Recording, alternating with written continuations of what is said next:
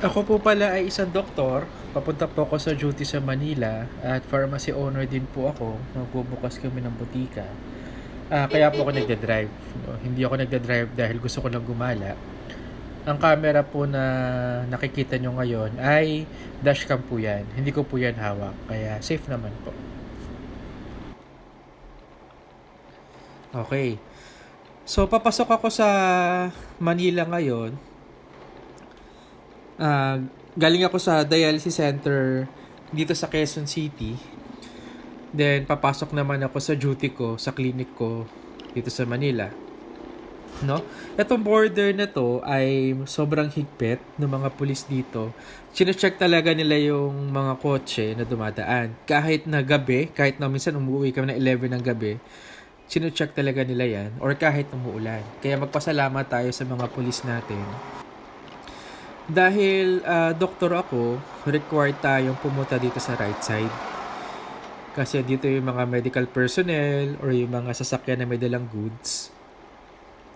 Dati actually, pumunta ako dyan sa gitna sa regular lane. Kasi hindi naman ako nagmamadali that time. Kaso nga lang, pinagsabihan ako ng police, dapat daw sa right side talaga. Kahit na doktor kami, dito sa checkpoint, ipapakita mo pa rin dapat yung ID mo saka yung PRC mo. So, yung ID ko, so, yun yung, nandun yung address ko sa clinic, saka, ako yung may-ari ng pharmacy. So, nakasulat yun doon. Kasi kailangan pa rin may reason kung bakit ka papasok ng Manila.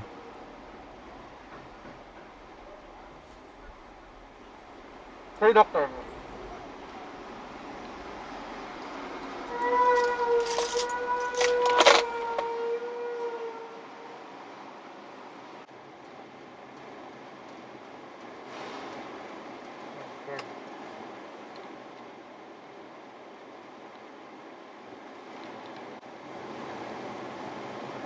Ang pala.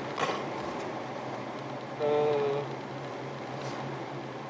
so, sarado lahat ng pwedeng pasukan. So, kaya tayo papasok nito.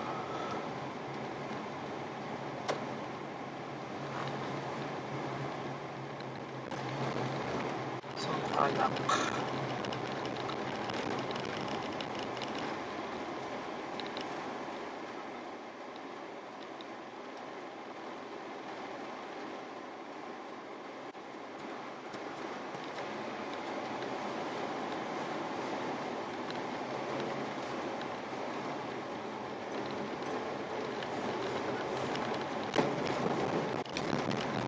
So, halos sarado na ang lahat. Kita nyo naman, no? May police on every street. So, talaga pinagbabawalan nila dumaan ng mga tao. Paano tayo makakapunta ng clinic nito? Kung titingnan mo, relatively, mas konti na yung mga sasakyan. Kasi, usually kapag ganitong oras, 8 o'clock, ang daming sasakyan dyan. Sobrang traffic.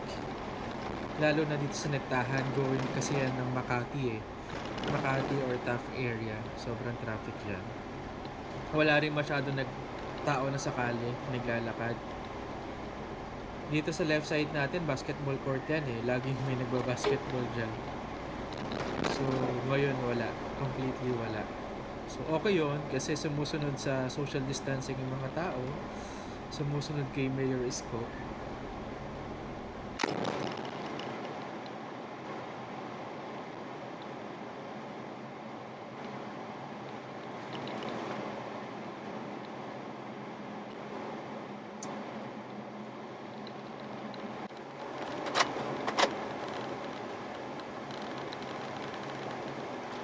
Saan kaya tayo dadaan? So, ang daming police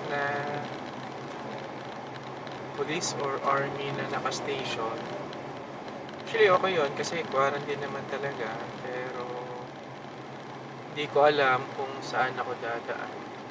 Kanina, from QC up to Bloomingtreet, sarado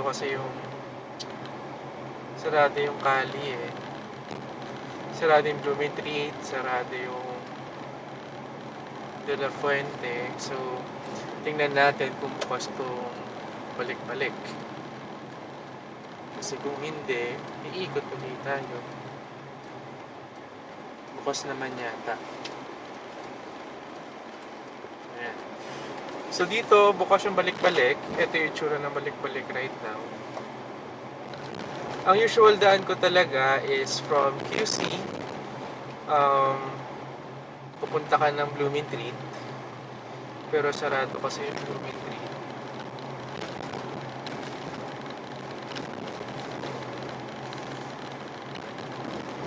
Mga sarado rin yata.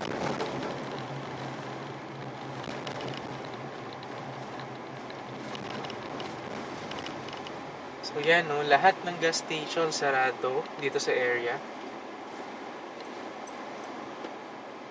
Sarado yung Petron, refill. Though may mga ano naman, may mga gas station naman na bukas sa Quezon Ave area. Tahimik yung street, so okay yun. Kasi nga, extreme lockdown.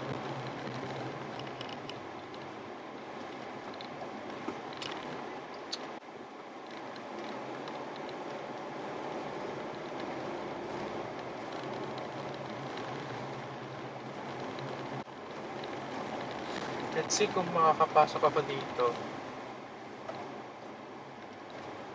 Watson ba bukas? Sarado yung Watson.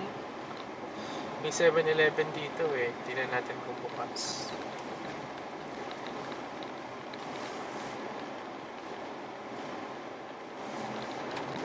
Sarado rin yung 7-Eleven, no?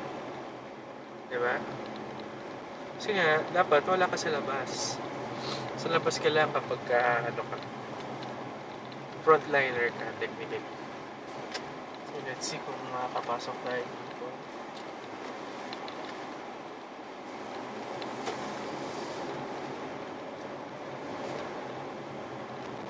Yan, mukhang dito bukas siya.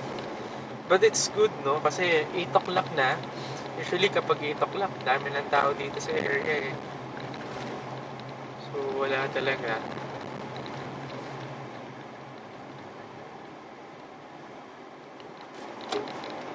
So, sumusunod na yung mga tao sa Sampaloc. So, okay yan.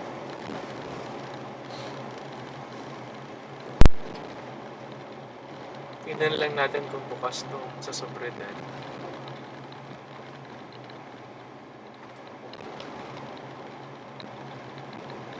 May nata dito sa gitna.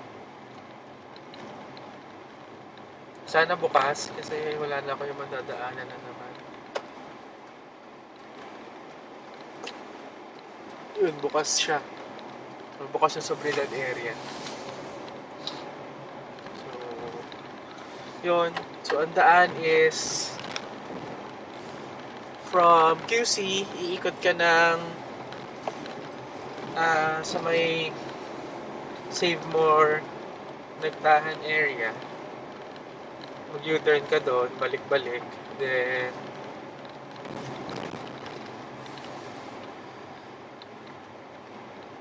Then dito sa may gubat.